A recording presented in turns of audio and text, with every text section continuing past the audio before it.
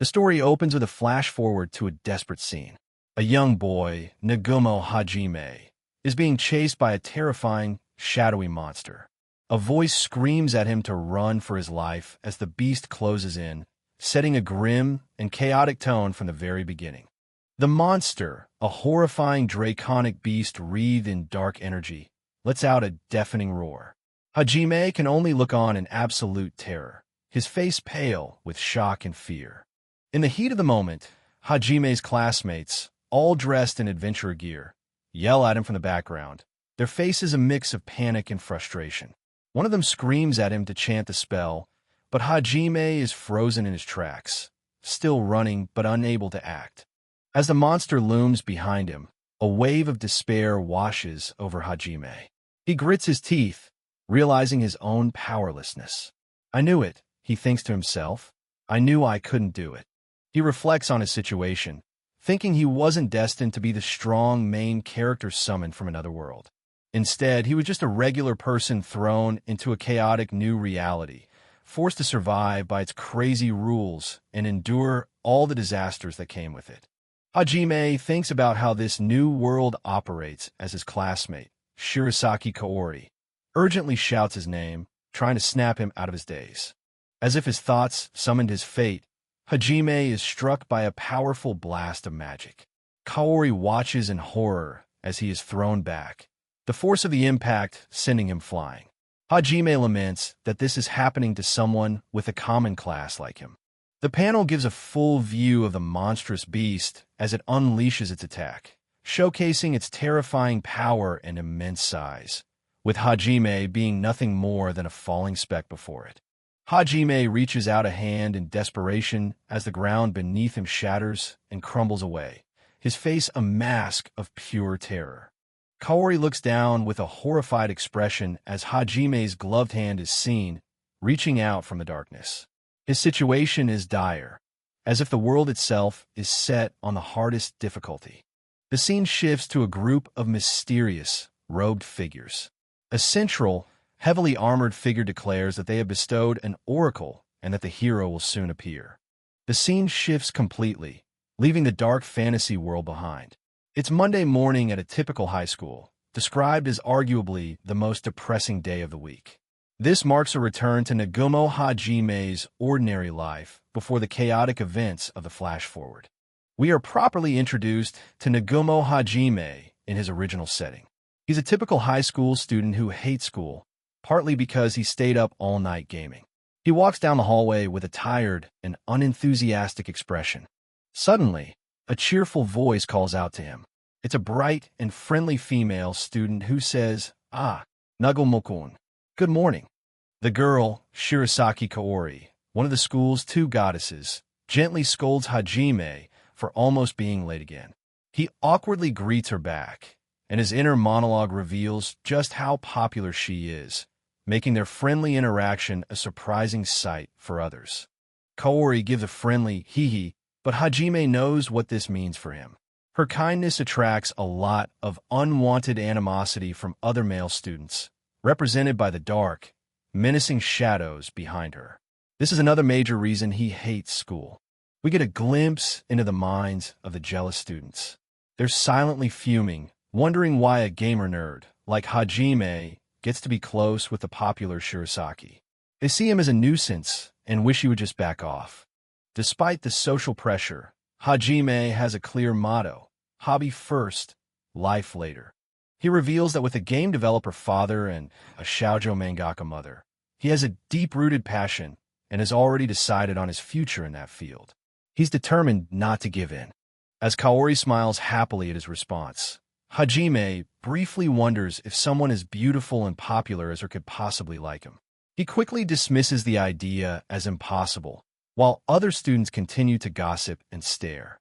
The reason he believes it's impossible is the existence of three particular students, who are shown standing together with an air of importance. These three are introduced as the school's elite: Amanagawa Cookie, the perfect and just hero type; Sakagami Ruru, his tall and athletic best friend; and Yagashi Shizuku, a gorgeous swordswoman and Kaori's best friend. Cookie rudely tells his friends to forget Hajime, calling him a gutless prick. Cookie directly confronts Hajime, telling him to stop fawning over Kaori. But Kaori steps in, saying she's the one who wants to talk to Hajime, much to his surprise and Cookie's annoyance. Annoyed by the constant drama, Hajime silently wishes that these popular kids would all get summoned to another world and leave him alone, a deeply ironic and fateful curse. In a moment of cruel irony, Hajime's wish is granted. A brilliant, complex magic circle erupts on the classroom floor, spreading rapidly. The bewildered students can only stare in shock, wondering if this is some kind of elaborate prank or game as the light intensifies. The light consumes everything. Hajime grits his teeth against the overwhelming force, his ordinary, predictable life being torn away in a flash of otherworldly power, leaving him and his classmates to face an unknown destiny. After the blinding flash of light, Nagumo Hajime finds himself standing on stone steps, completely disoriented. He looks around, sweating and confused, wondering what in the world just happened. The students have been transported to a grand, cathedral-like hall. While some panic, Cookie tries to calm everyone down. A regal, elderly man in elaborate robes appears before them. He introduces himself as Ishtar Lombard, the Pope of the Church of Saints, and welcomes the chosen heroes to the world of Tortus, much to Hajime's bewilderment. The students are seated at a long table. Ishtar begins his explanation, offering them a drink to ease their confusion. Hajime, Kaori, and Cookie listen intently, trying to process the unbelievable situation. Ishtar displays a map and explains that they are in a parallel world called Tortus. He reveals that it was their one and only god, Sama, who summoned them. Ishtar continues, explaining that according to their god's oracle, the summoned students possess powers that far surpass those of the people in Tortus. However, he gravely adds that their world has long been at war with the demons who rule the southern continent, and recent events have put the human race in danger of ruin. Shizuku and Ryukuru listen with serious expressions. With a grand gesture, Ishtar declares that to save them from this horrible fate, their god, Sama, has brought the students to this world. Hajime is completely bewildered, struggling to accept the fantastical explanation.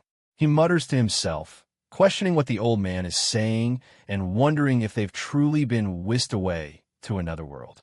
Not everyone is buying the story. Their social studies teacher, Hadayama Aiko, who is also transported with them, slams her hands on the table and calls it a horrible joke. She furiously denies that Ishtar had permission to bring them here and threatens to sue for kidnapping. Other students, like Taniguchi Ryu and Nakamura Eri, chime in, calling it the worst prank they've ever seen. Aiko-sensei furiously demands that they be returned to their school at once. Faced with their outrage, Ishtar simply says, this is problematic, and suggests they join him outside for a breather. Unlike the others, Cookie seems to be taking the situation seriously. He asks Ishtar if there are other races besides humans and demons in this world. Ishtar seems pleased by the question, noting that Cookie, unlike the rest, seems to believe his words. The students discuss amongst themselves. Another student admits he has no choice but to believe the story, as transporting a whole class is impossible and his phone has no reception. Hajime listens as Ishtar offers to summarize the world situation as they walk to the gates. As they walk, Ishtar explains that in Tortus, there are three major races: the humans who govern the north, the demons who rule the south, and the demi-humans who inhabit the forests in the east. Ishtar elaborates on the conflict, explaining that the war between humans and demons has been ongoing for hundreds of years. However, the tides of war have recently turned against the humans since the demons began using powerful monsters in their armies. They arrive before a massive set of gates. Ishtar tells them that it was to answer the pleas of the humans that their god summoned them. He then proclaims that if they still question which world they are in, they can now confirm it with their own eyes. As the gates open, the students are greeted not by a schoolyard, but by a breathtaking and vast mountainous landscape under a rainy sky. Aiko-sensei gasps in shock. We're in the mountains? The reality of their situation finally hits them. Aiko stammers in disbelief, while Hajime, now fully understanding, raises a crucial question. If you could summon us to this world, surely you can return us back to our world? The students look on hopefully, but Ishtar turns and delivers the devastating news. With an apologetic tone, he states, "I'm very sorry. That is not something I can do." Outrage erupts among the students. They yell at Ishtar, demanding to be sent back. Hajime looks on in anger, thinking to himself what a terrible god they must worship if he can just abduct people without a way to send them home. Ishtar coldly states that their ability to return home is entirely up to their god, Itsama, to decide. As he says this, Hajime feels a chill, sensing that there's something deeply wrong with Ishtar and the very nature of this world. The scene jumps forward in time. It's been 2 weeks since the class was summoned to Tortus. Hajime sits alone in a simple room, looking worn out and contemplating their grim situation. He knows they need to gather more information soon. He's trying to study materials about this new world, but feels a sense of futility. Why am I even studying now? He wonders, knowing that the very next day, they're all being sent to a place called the Orcus Dungeon for their first real battle practice. The scene flashes back to the initial argument with Ishtar. Aiko-sensei vehemently protested, shouting that he can't send these children to war. Ishtar, unfazed, questioned her opposition, calling it a great honor to be chosen by their god. In that moment of conflict, it was the hero Amanagawa Cookie who stepped forward. With a determined look, he announced that they're thinking of fighting for this world, believing there must be a meaning for why they were summoned. Ryutaru smirks, ready for a fight. Shizuku seems hesitant but agrees to go along with it. And Kaori, concerned for Shizuku, also gives her reluctant consent. Inspired by Cookie's declaration, the rest of the class rallies behind him. He becomes their leader, thanking everyone and calling on them to join their strength to help the people of this world, promising that afterward they will all return to their own world together. A single voice, likely Kaori's, cries out in protest, but it's drowned out by the cheers. A man in impressive armor introduces himself to the class. He is Meld Loggins, the commander of the King Harria's Knights. He thanks the mighty heroes for their cooperation and gets straight to the point, announcing they have been given status plates. A close-up shows the status plate.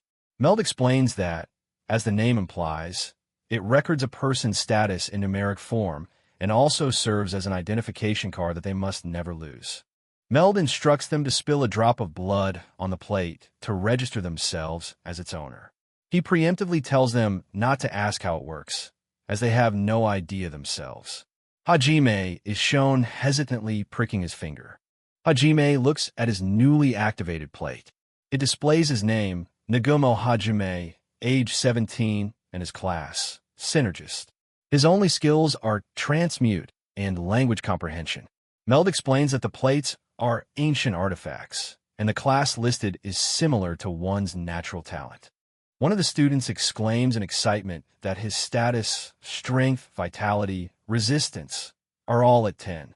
Meld clarifies that while the students have no combat experience, their stats are several times higher than the people of Tortus, whose stats usually start at 10 on average. Meld asks the students to report the contents of their plates. Amanagawa Cookie, the hero, declares that his class is Hero. All his stats are 100, and he has many skills. The other students, including Hajime, are shocked by the massive difference in power. Hajime realizes his own stats are completely average. Meld is impressed, noting that stats of 100 are to be expected of a hero.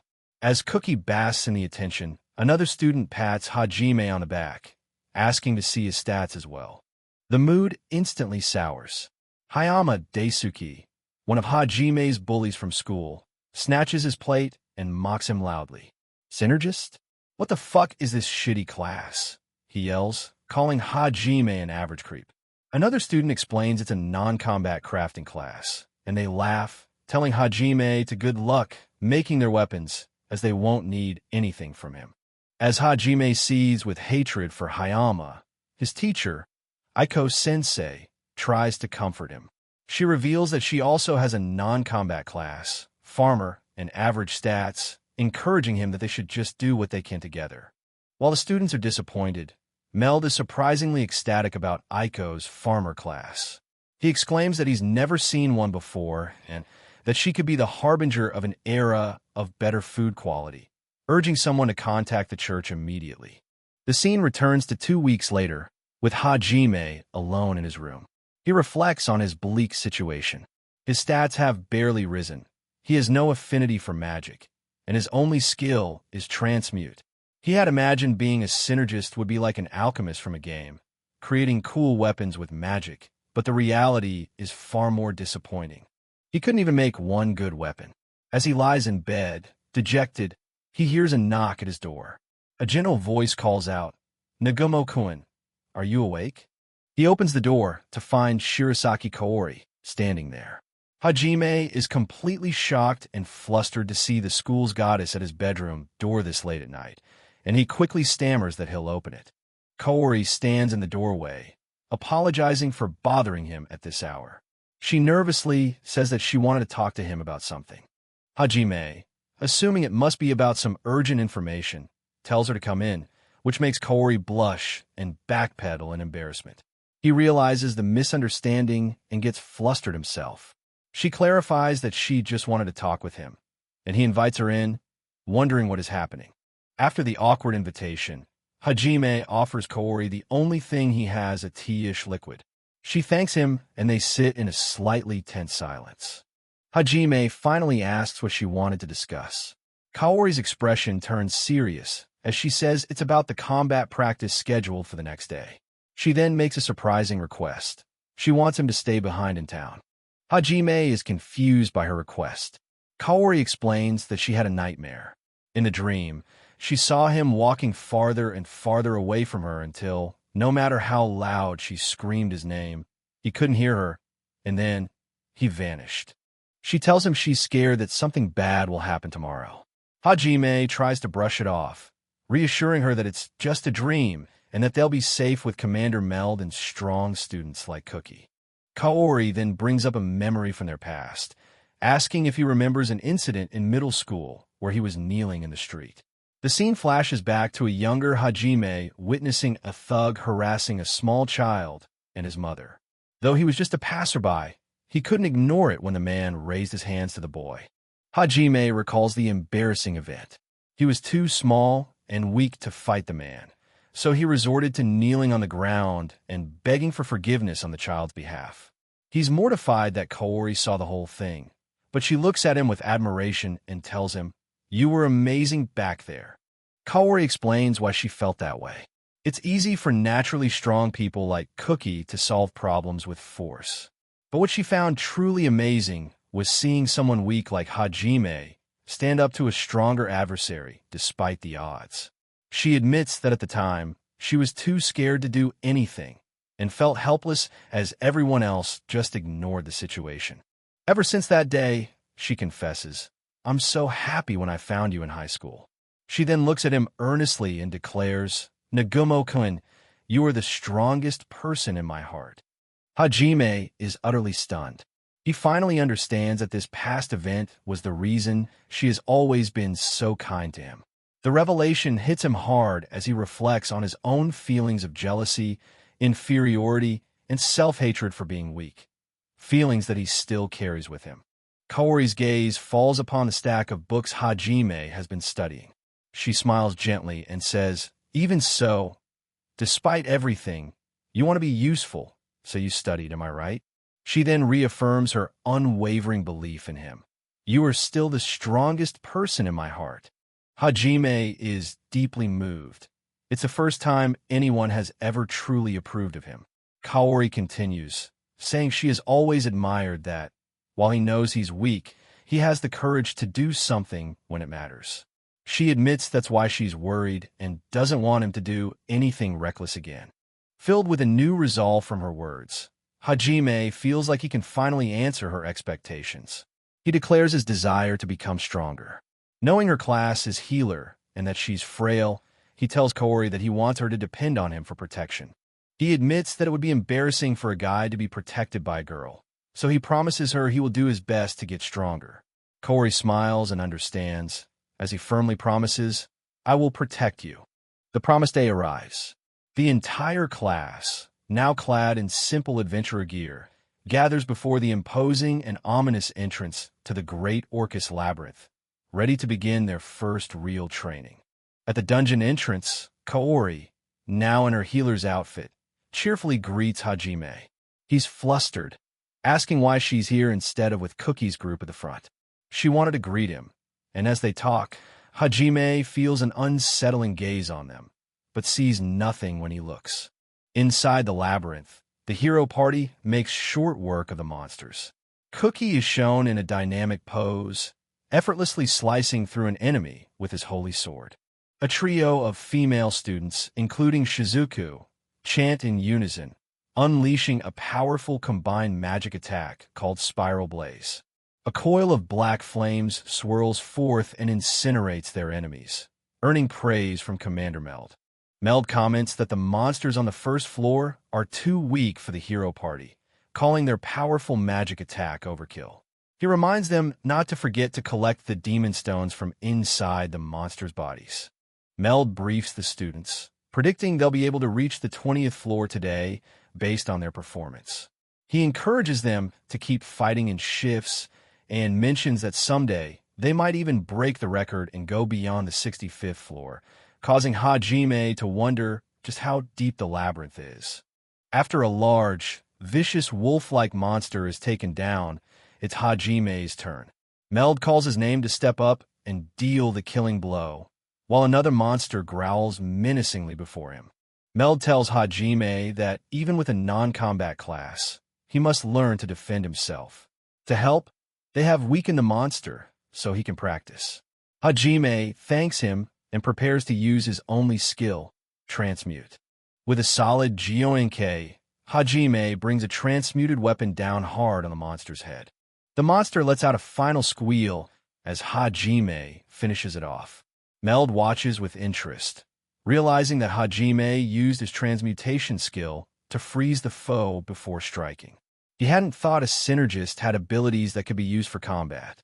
Hajime sighs in relief, glad to still be alive. Meld announces that since everyone has had a turn, they should recover their mana and prepare to head to the next floor. Kaori smiles, happy that he is safe.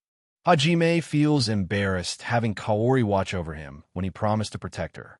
Suddenly, he gets a chilling premonition, a feeling that something bad is coming.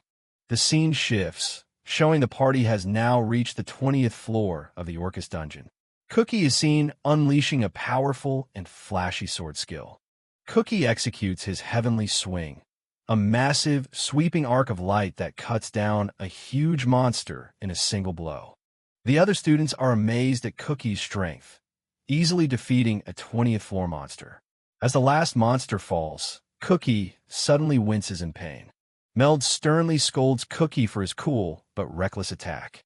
He warns him that using such a powerful skill could destabilize the labyrinth and cause a cave-in. Cookie apologizes sheepishly while Kaori looks on, sensing something amiss.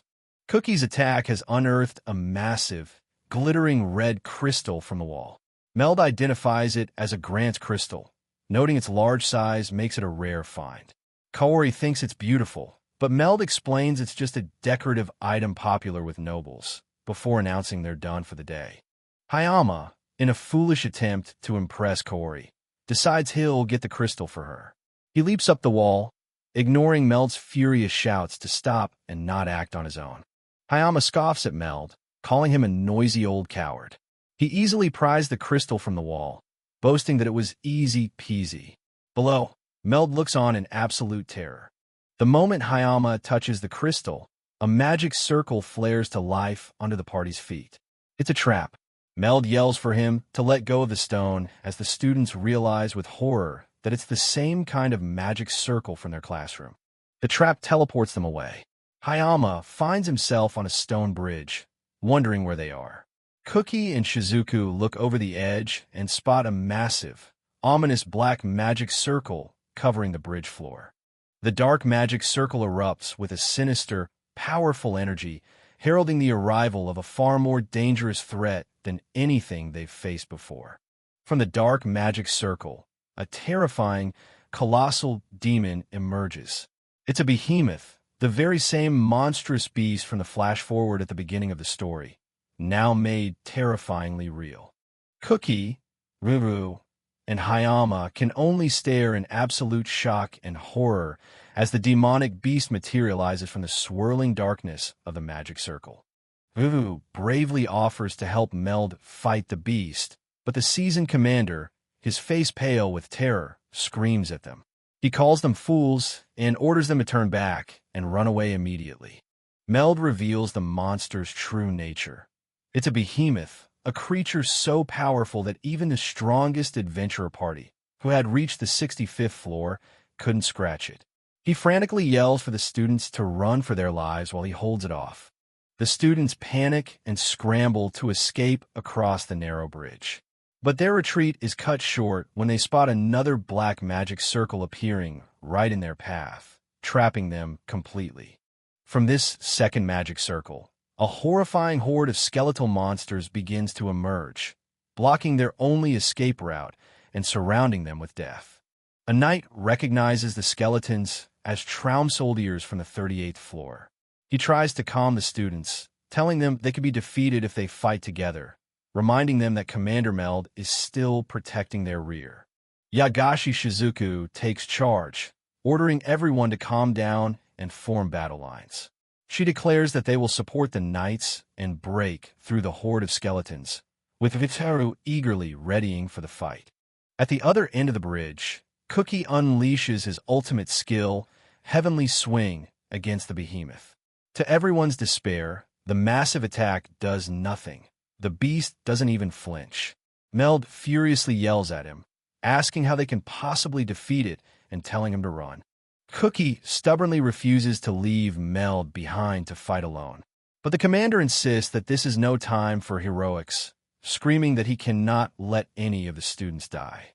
Meanwhile, the students fighting the skeletons are overwhelmed and in chaos. They cry out for Cookie, their leader, pleading for him to lead them through the battle. Hearing their cries, Cookie makes a choice. He turns to Hajime, telling him to stop thinking about himself and to look at his friends. He declares that they need a strong leader to light the way, effectively abandoning Commander Meld to his fate. Hajime and others protest, shouting that they can't just leave the behemoth alone, but Cookie has already made up his mind and turns to leave. In this moment of absolute crisis, with their leader abandoning them and monsters closing in from both sides, Hajime clenches his fist. With a look of grim determination, he speaks up, saying, "I have an idea." In the depths of the dungeon, Shizuku is overwhelmed by an endless horde of skeletons. As she cuts one down, her companion, Ryutaro, urgently warns her of another one appearing right behind her. Just in the nick of time, reinforcements arrive.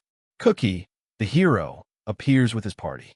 He asks Shizuku if she's all right, apologizing for their late arrival and rallying the troops to cut a path through the monsters. Cookie immediately takes command of the chaotic situation. He orders that the behemoth must be contained until they can secure an exit. He also directs the magic unit to find Commander Meld and follow his instructions. Cookie declares that he will lead the charge to carve a path to safety. He then assigns a surprising role. Nagumo will be the one to hold the rear, with the party providing him protection. Shizuku and another look on, shocked at the decision to put Nagumo in such a dangerous position. Praying for his sins to be forgiven, Cookie unleashes a devastatingly powerful holy attack, Might of Heaven, sending a massive wave of energy towards the enemy. With his eyes blazing with determination, Cookie screams for the rest of the party to attack in the opening he has created. Led by Cookie and Shizuku, the vanguard charges forward, clashing head-on with the swarm of demonic skeletons. Suddenly, an overwhelmingly powerful presence makes itself known. The true boss of the floor, a monstrous behemoth, emerges from the darkness. Seeing the dire situation, the commander gives Ryutaro permission to go all out just this once. With a confident grin, Ryutaro agrees, ready to unleash his full power. Ryutaro unleashes his skill, creating a wall of wind to scatter the smaller monsters and create a defensive line against the endless horde. Behind the defensive line, Nagumo calls out to Ryutaro, telling him he's counting on him. With the behemoth looming before him, Nagumo prepares to use his own unique skill. Nagumo slams his hand onto the stone floor of the bridge and activates his ability, shouting the word transmute. The behemoth lets out a furious roar as the bridge beneath its feet begins to crumble and fall apart, a direct result of Nagumo's transmutation skill. Commander Meld orders the magic unit to get ready. Their plan is to unleash a powerful spell on the behemoth as soon as Nagumo retreats to a safe distance. Nagumo, meanwhile, grits his teeth, focusing on his task. Cookie, having pushed forward, shouts that the path to the exit is now clear. He looks back, expecting the others to follow. However, the situation is grim. Nagumo feels his mana rapidly depleting. The rest of the rear guard is still pinned down by monsters, unable to escape. Ryutaro tries to calm everyone down, stating they must hold their ground. The magic unit signals that their spell is ready. At the same moment, the enraged behemoth begins to move again. The party urgently yells for Nagumo to run. With the behemoth charging, Commander Meld gives the final order to the anxious mages. Now, start the mystic chant. A massive explosion of magical energy engulfs the behemoth, the result of the combined spell. The shockwave is immense, blasting everything in its vicinity. As Nagumo runs, he feels a sense of relief, believing he's going to make it out alive. But his hope is short-lived as the behemoth, surviving the blast, fires a powerful beam straight at him. But it's not the beam that hits him. A stray fireball, seemingly deflected by an unknown party, strikes Nagumo from the side. He screams in agony, completely caught by surprise as his classmates look on in shock. As the behemoth roars, a mix of expressions cross the students' faces. Kaori and Ryutaro are in horror. Nagumo is in shock, but one student, Daisuke Hayama, has a twisted, malicious smile, revealing the terrible truth of the accident.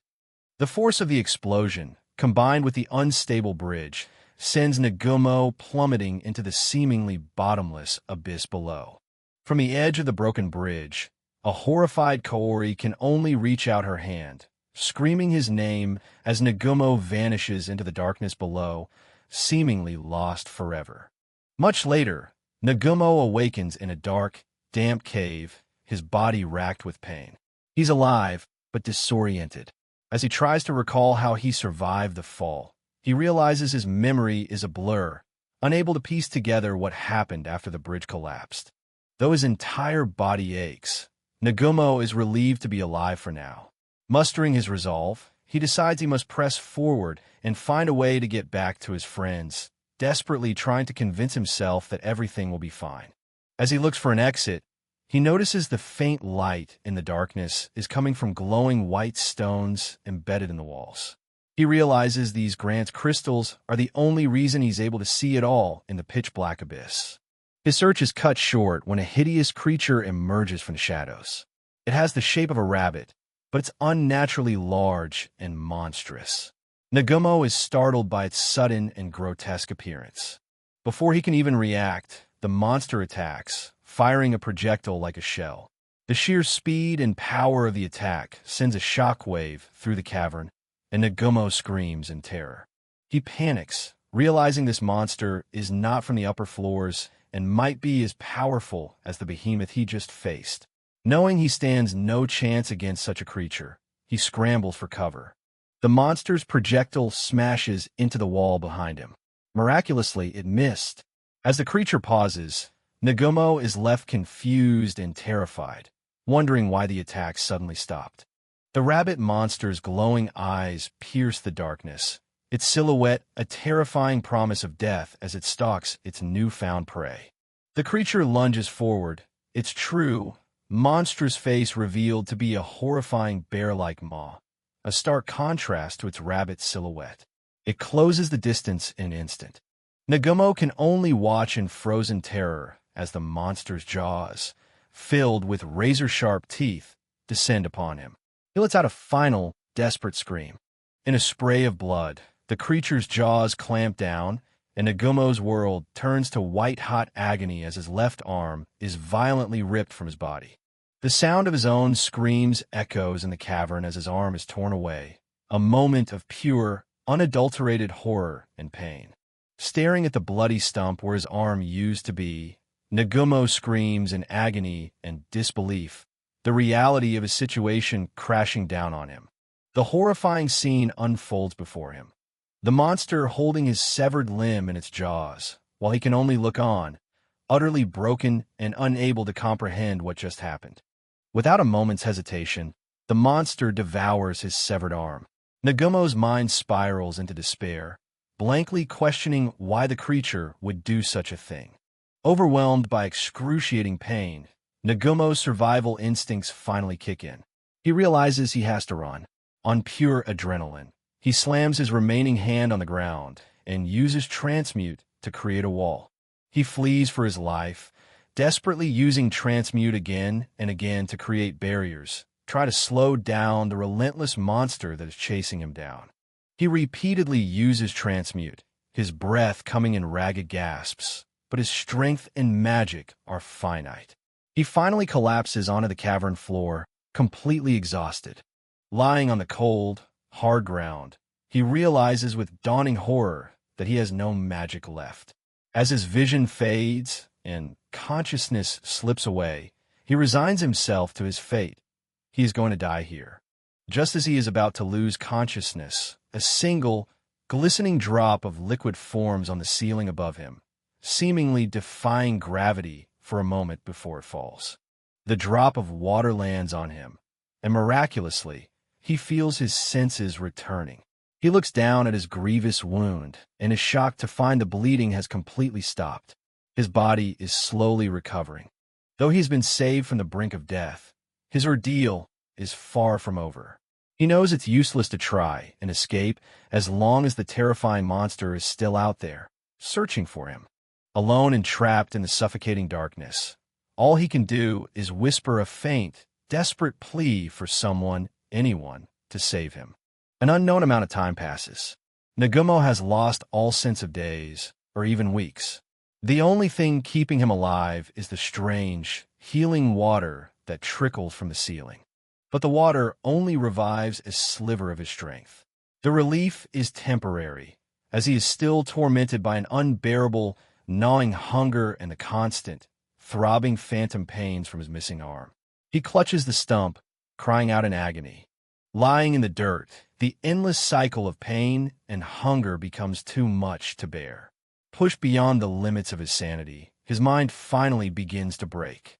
In a moment of absolute despair, he finds himself wishing for it all to end, wishing he could just die. In the depths of his despair, Nagumo's mind is a battlefield. One part of him begs for the sweet release of death, while another, deeper instinct clings to life, refusing to let go. He no longer has the will to live like he did before. He questions why he's still alive after being pushed so far. But beneath the despair, a different question forms. Why does he still wish to live at all? From the depths of his broken consciousness, a single, powerful desire bubbles to the surface. A simple, desperate wish to go home. That desire to return home becomes his new anchor. He decides to forsake everything else. This alternate world, God's mission, his classmates, and even the promises he made. If it's to live and return, he'll cast it all aside. A cold, terrifying resolve settles in his eyes. He makes a new vow to himself. To get home, he will kill. No matter who or what the enemy is, he will eliminate them. With a new, dark purpose fueling him, Nagumo decides on his first course of action to survive in this hellish abyss. He quickly learns the food chain of this dark world. He watches as a vicious wolf-like monster hunts down and kills one of the rabbit creatures that attacked him earlier. He finds his first target, one of the two-tailed wolves, momentarily distracted as it drinks from a pool of water. Now is his chance. Armed with a crude spear he fashioned from stone, Nagumo emerges from the darkness. His eye glows with a menacing light, his transformation from prey to predator having begun. With newfound arrogance, Nagumo confronts the wolf. He declares that the creature should be glad, for it has the distinct honor of being his very first prey. With a sadistic grin, he relentlessly stabs the monster. He knew it wouldn't die from a single blow, so he resolves to keep attacking until it stops moving. As he delivers the killing blows, he laughs maniacally, asking the beast if it hurts and if it wanted to eat him too. He screams that the feeling is mutual, and this is what he must do for his own survival. His eyes glow with a cold fury in the darkness, a testament to the boy he was and the monster he is becoming. He drags the carcass of his first kill back to a small hideout he's created. He used his transmutation skill to enlarge a hole in the wall, and then sealed the entrance to hide from other monsters. He discovers that the source of the healing water is a massive god crystal. It not only restores strength, but magical energy as well. With a source of water secured, he turns to the wolf's carcass. It's time to eat. Driven by a hunger that has pushed him to the brink of insanity, Nagumo decides that anything will do for food. With a crazed look in his eyes, he tears into the raw monster meat. The taste is horrific. It reeks of blood and death. He immediately gags, but driven by desperation, he forces himself to continue eating, choking it down with a horrifying relish. It's a meal no human should ever consume. The horrible taste and smell are overwhelming, but he forces down a mouthful and washes it down with the restoration water. To his starved body, even this disgusting meal feels satisfying, a temporary relief from the gnawing emptiness in his stomach. Suddenly, his body is racked with unimaginable pain. He feels as if he's breaking apart from the inside. The monster meat and the divine water are having a violent reaction, causing his very cells to change.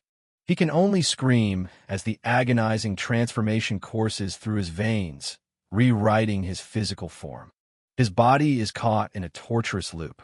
The restoration water heals him for a split second, only for his body to convulse and break down again. It's a cycle of destruction and regeneration, over and over. When the process finally subsides, he's left panting, utterly exhausted and confused. He catches his reflection and sees that his once black hair has turned completely white.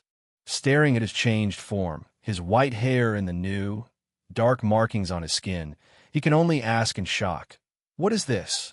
He looks at his hand, now covered in strange, dark veins. He has been fundamentally changed, reborn through pain and despair in the abyss. Nagumo examines his changed body, noticing the strange, dark red lines on his arm. He realizes they look just like the markings on the demons he's encountered. To understand what happened to him, he decides to check his status plate. His status plate reveals the shocking truth. His stats have skyrocketed, and he's gained new skills, Iron Stomach and Lightning Clad. The transformation was a massive, unexpected power-up. He tests his new Lightning Clad skill, and red lightning crackles around his arm. He immediately realizes that this must be the power of the two-tailed wolf he consumed. He discovers that the skill only gathers lightning, so he can't shoot it as an attack. Still, a grin spreads across his face as he realizes this new power must have some other use. He finally understands. By eating the flesh of demons, his body could directly absorb their magic and skills. The ordeal that nearly killed him has now become his greatest weapon, a chance to finally escape this hell. Seeing this as his only hope, he dedicates himself to training his synergy skill. Through constant practice, he acquires mineral appraisal, an ability that lets him analyze any mineral simply by touching it. While appraising the minerals in his surroundings, he makes a startling discovery, a combustion stone. He learns that with enough compression, it can create an explosion on par with high-level fire magic. This gives him a brilliant and deadly idea. He knows what he needs most right now is a weapon. A simple sword or lance won't be enough to defeat the monsters in this abyss. He needs something far stronger, something capable of tearing them to shreds. Losing all track of time, he pours everything he has into his creation. The process requires immense precision and concentration, made even more difficult with only one hand. He fails thousands of times, but with each failure, his synergy skill grows stronger until finally he completes it. A powerful blast signifies the birth of his new weapon. He holds up his masterpiece, a massive 35-centimeter-long revolver with 6 chambers. He gives it a fittingly powerful name, Donner. He explains his creation. The frame and bullets are crafted from tool crystal, the toughest mineral he could find. Powder combustion stones act as the gunpowder. But the true genius is combining it with his lightning-clad skill to electromagnetically accelerate the bullets, effectively turning Donner into a miniature railgun. With this new power in his hand, Nagumo is confident he can finally beat that monster and escape. But first, he needs to get stronger, and that means he has to eat. He continues to hunt, learning that eating new types of monsters grants him new skills. He acquires air walk, allowing him to create footholds in midair for enhanced mobility. With his strength growing, he decides it's time to hunt the one that's left. His final target before moving on, the monstrous bear rabbit that took his arm. He finds the creature, its eyes glowing with the same malevolence as before. His face twisted with rage, Nagumo lunges forward, his new power crackling around him as he screams at the beast that ruined his life. He fires Donner. The electromagnetically accelerated bullet slams into the monster's eye, creating a powerful explosion on impact and sending the beast reeling. With a sadistic smile, Nagumo taunts the wounded creature. "It's been a while," he sneers. "Was my arm delicious for you?" This monster was the turning point. It was the one that ate his arm, the one that crushed his spirit and plunged him into the depths of despair. With his heart set on revenge, Nagumo knows that he cannot move on. He cannot escape this abyss until he destroys the monster that broke him. The battle for his soul begins. Nagumo fires another shot as the enraged monster charges head-on. Using his newfound agility, Nagumo swiftly dodges out of the path of the charging beast. He's shocked at how fast the monster moves for its size. A sudden realization hits him. Given its speed, he should have been able to dodge the attack that took his arm. He begins to question why he couldn't move back then. The monster unleashes a different kind of attack, a spinning vortex of sharp claws aimed directly at him. It's the monster's Gale Claws skill. Even though Nagumo dodges the main attack, the razor-sharp winds still slice into him. He realizes that even with his new power, this will be a difficult fight. He's thrown back by the sheer force of the wind pressure, his body taking damage even without a direct hit. He grunts in pain as he crashes against the cavern wall. Realizing he can't win with a frontal assault, Nagumo decides there's no need to rush. With a crazed grin, he pulls out a special gem, taunting the monster that its payback is about to arrive. "Here," he says, "get a good look at my favorite gem." Blinded by rage and pain, the monster falls for the taunt and charges straight towards Nagumo, ready to tear him apart. Nagumo reveals his trump card, the Greenlight Stone. When infused with magic and shattered, it releases an intense, blinding flash of light, a perfect flashbang. As the monster lunges, Nagumo shatters the stone, engulfing the creature in a blinding light. While it's stunned, he takes aim with Donner and fires, blowing off the monster's remaining arm. With the monster now helpless before him, Nagumo looks down on it, his eyes devoid of emotion. "How does it feel," he asks, "to have one of your arms blown off?" The beast realizes its fatal mistake. It should have killed him when it had the chance. His revenge is absolute. In a final, brutal act, Nagumo executes the monster that was the source of his despair. He sits beside the corpse of his enemy. He expected to feel triumph or satisfaction, but there is nothing, no refreshment, no sense of achievement. But one thing is clear. Now, he can finally move on. With cold resolve solidifying his new heart, he reaffirms his one and only goal. He will return to the world he came from, and he will butcher everything and everyone that stands in his way. Deep in the abyss, Hajime Nagumo faces yet another demonic beast. With no way back up, he realizes his only option is to fight his way forward. It's been 3 days since his last major battle. Having done everything he can to find a way back to the surface, Hajime accepts his fate. The only path is downwards. With a grim determination, he decides that whatever monster comes his way, he will devour it to survive.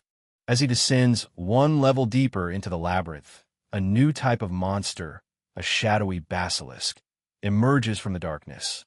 Hajime is caught off guard as the basilisk attacks, its gaze beginning to petrify his prosthetic arm. He grunts in surprise, his arm cracking and turning to stone. Recognizing the petrification ability, Hajime doesn't hesitate. He immediately unleashes a skill, shouting "Flicker!" A brilliant flash of light erupts from his hand, blasting the shadowy basilisk at point-blank range. With the monster defeated and its body disintegrating, Hajime stands victorious. "Done. Got one," he says, his face showing the strain of the constant battle. He takes a moment to recover, gathering useful loot like demon flesh and raw minerals from the area. Finding a suitable spot, he decides to set up a temporary base to cook and prepare. Tonight's gruesome menu consists of grilled basilisk, a six-legged cat, and a shotgun wing owl. Alongside his meal, he holds a glowing crystal he calls a potion. He recalls how he accidentally found a mysterious bluish-white crystal that produces water with healing properties. Since it had no name upon appraisal, he simply named it Potion and took the all-purpose restorative item with him. After giving thanks for the food, he forces himself to eat the bitter monster meat. Though he's gotten used to it, the water from his potion remains indispensable. He wonders what new abilities he's acquired from this meal. He checks his stats and discovers he's gained several new skills: night vision, petrification resist, and presence awareness. He can now see better in the dark and sense the presence of demons. Pleased, he still reminds himself there's no time to slack off. Hajime proceeds to level 2. The environment changes to a swamp-like place, with a strange liquid dripping even from the walls. Curious, he decides to appraise it. The appraisal reveals the substance is Fulham Oregon. It melts into a tar-like form at 50 degrees Celsius and can reach a scorching 3,000 degrees if heated further. A smirk crosses Hajime's face as he realizes the dangerous potential of his surroundings. This place is seriously flammable, and using a lightning-based skill here would turn it into a sea of flames. Considering the bad footing and the darkness, Hajime concludes that he can't use his powerful Donner skill here. He decides it's best to avoid battle, focus on moving forward, and leaves a glowing landmark to mark his path. Suddenly, a monstrous creature with a gigantic, gaping maw lunges out of the darkness right in front of him. Hajime's eyes widen in shock at the abrupt ambush. The monster violently throws him back. Hajime is stunned. "What was that?" he shouts, bewildered as to why he couldn't feel its presence with his newly acquired presence awareness skill. He curses in frustration. Just when he gets a useful perception skill, he immediately meets an enemy it's useless on. The creature vanishes back into the tar-like swamp, leaving Hajime searching for it. Unfazed, Hajime smirks. If one skill doesn't work, he'll just try something else. A faint glow emanates from his hand as he prepares a different kind of power. He stands ready, watching the surface of the black liquid. He knows he doesn't need to sense the monster's presence, as long as he can see it the moment it comes to attack. The monster erupts from the swamp once more, its massive body twisting through the air as it lunges towards Hajime, who stands his ground, poised to counter. Hajime reveals a new ability, a skill he got from his archenemy, Air Claws. His hand glows as he prepares to unleash the attack. The invisible blades of wind tear through the creature. "It cuts you quite nicely, doesn't it?" Hajime says with a cold look, adding with chilling empathy, "Oh, I know how it feels myself." After finishing it off, Hajime finally understands why his skill failed. The monster's body was coated in sticky tar and blood, masking its presence. A sinister smile spreads across his face as he prepares his knife, anticipating the power boost that will surely come from consuming this unique foe. After consuming the monster, Hajime Nagumo's power skyrockets. His stats are displayed, showing a massive boost in strength, vitality, defense, and agility.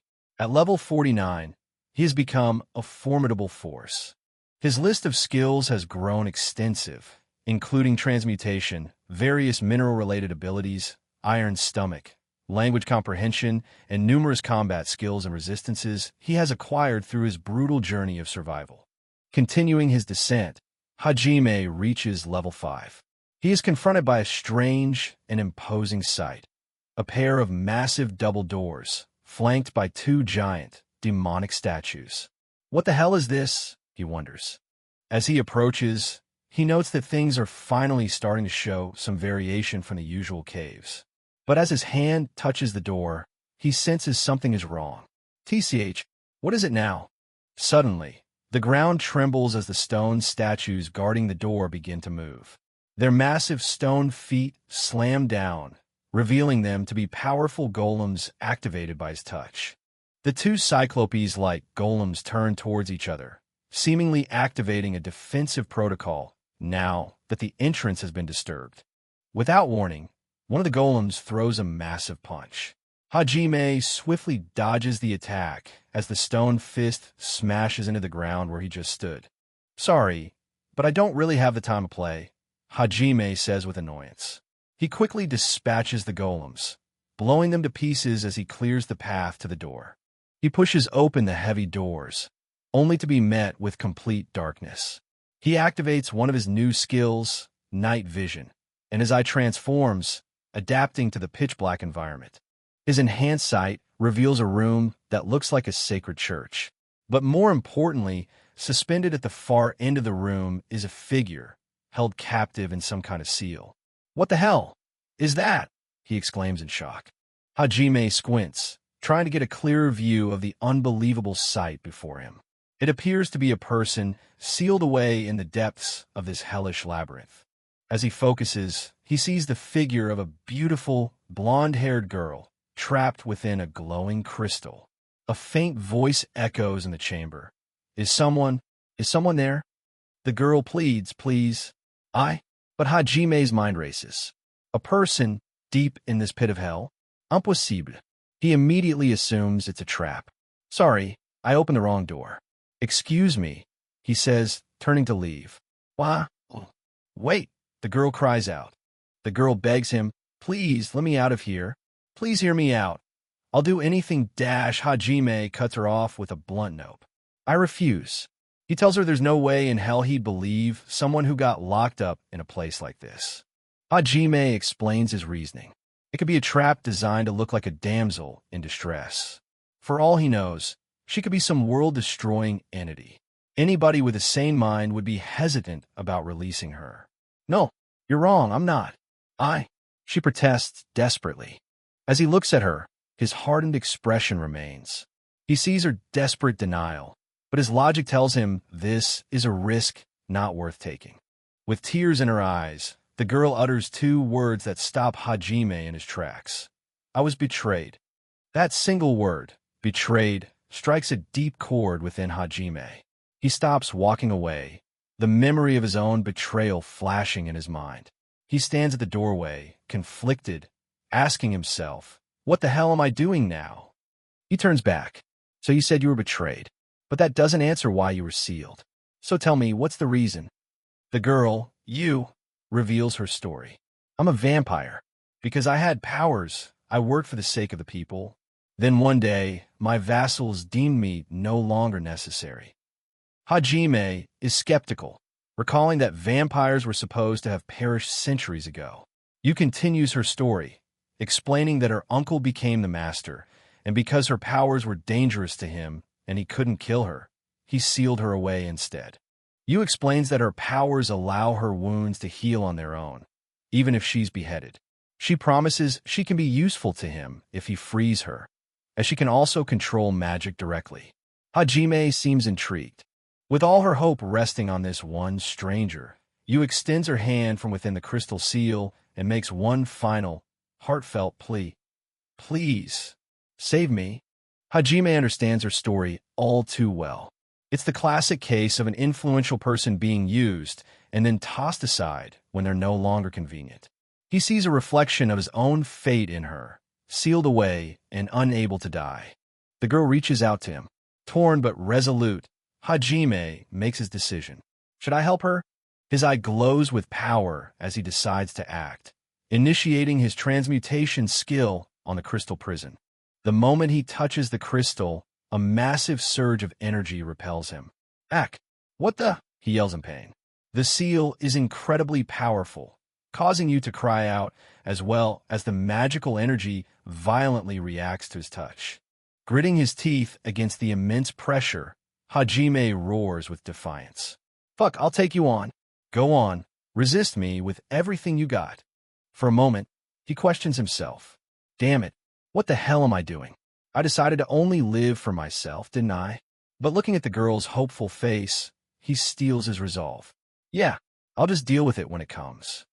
As Hajime pours his will and power into the transmutation, the girl inside the crystal screams as cracks begin to spread across its surface. With a final, explosive effort, the crystal seal shatters completely. The girl is freed, floating weightlessly for a moment as the last vestiges of the seal's magic dissipate around her.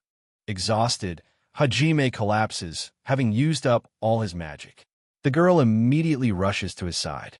Thank you, she says softly. Man, seriously? He sighs, but then adds, it's good practice for me, I guess. Hajime then asks, what's your name? Before introducing himself. Hajime, Nagumo Hajime. And you are? She looks down shyly. I don't have one. Hajime is taken aback. What? She then makes a request. Hajime, I want you to give me a name. She explains that she doesn't want her old name, the one associated with her past and betrayal. She would rather use a new name, one given to her by the one who saved her. Hajime is momentarily speechless, muttering about how this doesn't make things any easier. After a moment of thought, inspired by her appearance, he decides on a name. You. She perks up. You? Hajime explains, yeah. It means the moon from where I came from. Because your golden hair shines like the moon. How about that? Delighted, she winks and says, Mim. You. Thank you. Now that introductions are over, Hajime realizes you is still completely naked. Huh. Now, he says with a smirk, taking off his large coat. Wear this. Can't have you walking everywhere but naked, can we? You blushes profusely as she takes the offered coat. Hajime casually mentions, I've been using this as a wrapping cloth, so it's kind of dirty, but bear with it for a while. As she wraps the large coat around herself, she looks at him with a pout and says, You're indecent, Hajime. His face contorts in flustered rage at the unexpected accusation. While Hajime mutters, Geez, how did it come to th dash? You suddenly cries out, clutching her arm as a dark energy seems to afflict her. He turns around just as the ground begins to shake violently. The floor of the chamber explodes upwards as a colossal, scorpion-like monster, the room's guardian, emerges from below, blocking their only exit. Hajime realizes his presence awareness didn't pick up anything when he first entered. He quickly deduces, Did it awaken when I released you? Looking at how the monster is positioned, he adds, Seems like it's obviously targeting you, too. It doesn't want to see you go. A wicked, confident grin spreads across Hajime's face. Got it, he says, already formulating a plan. You looks at him, her trust unwavering. Thinking fast, Hajime shoves a skewer of monster meat towards you. Take this. You should be able to move after drinking this. As she starts to consume it, he lifts her onto his back, warning her, Don't fall off, okay? With you securely on his back, Hajime readies himself for the fight, his transmuted arm flexing with power. He looks back at her and asks, Are you ready for this? He gives a small, determined HM. With his new partner ready, Hajime declares, Let's do this, you. His body crackles with energy as he braces for impact. Hang on tight, he yells, launching himself towards the giant scorpion. The scorpion guardian roars and attacks. Hajime counters with his own barrage of attacks, creating a massive explosion while dodging the monster's powerful strikes. Hajime and you focus their powers together, unleashing a brilliant, concentrated blast of energy directly at the Guardian. They leap into the air, narrowly avoiding a deadly slash from the monster's massive pincer, which cuts through the air where they just were. Despite their powerful combined attack, the monster remains completely unharmed. It didn't even flinch. Hajime says, frustrated. It's totally different from the rest of them. Realizing their attacks aren't working, Hajime warns you, hold on tight. It's going to get a little rough. You nods in agreement, bracing herself for what's next. Hajime unleashes Flicker, sending a barrage of light beams that ricochet around a room, but they fail to penetrate the Guardian's thick armor. Seeing that physical attacks are ineffective against its hard body, Yu proposes a new strategy. How about heat? She suggests, preparing a fire spell. A torrent of flames erupts from Yu's palm, engulfing the giant scorpion in a fiery inferno. It burns well, huh? Hajime comments, explaining he's using incendiary grenade made from fulham ore that burns at 3,000 degrees. Yu looks at him in amazement, realizing that he, like her, can directly control magic without incantations. As the monster writhes in the flames, Hajime believes he can finish it off. However, just as he prepares to strike, the scorpion makes a sudden move, its true power not yet diminished. The Guardian retaliates, firing a volley of sharp, crystal-like projectiles from its back with incredible speed. The projectiles rain down, forcing Hajime and Yu to dodge frantically. Hajime gets caught in the blast radius, crying out shit, as he takes a sharp blow to his side. He lands hard, shielding Yu with his body as he groans in pain from the wound on his side, blood splattering onto the floor. Hajime, Yu cries out in concern. He dismisses her worry, saying it's nothing. Confused, she asks why. Why won't I run? Pointing out the monster's overwhelming defense and their inability to capture it. Wiping the blood from his lip, Hajime looks at her with unwavering resolve. After all this, I'm not that low that I would abandon you just because a slightly strong enemy showed up. Deeply moved by his declaration, Yu's eyes well up. She embraces him from behind, much to his surprise. Huh? What's wrong? He asks, confused by her sudden action. Yu whispers his name, her fangs revealed. Hajime, trust me. Before he can react, she bites into his neck. Though initially shocked, Hajime quickly understands her intention. As she drinks his blood to replenish her magic, he stands firm and tells her, suck as long as you wish. While Yu recovers her power, Hajime uses his transmutation to erect a wall of stone, blocking the scorpion's projectiles.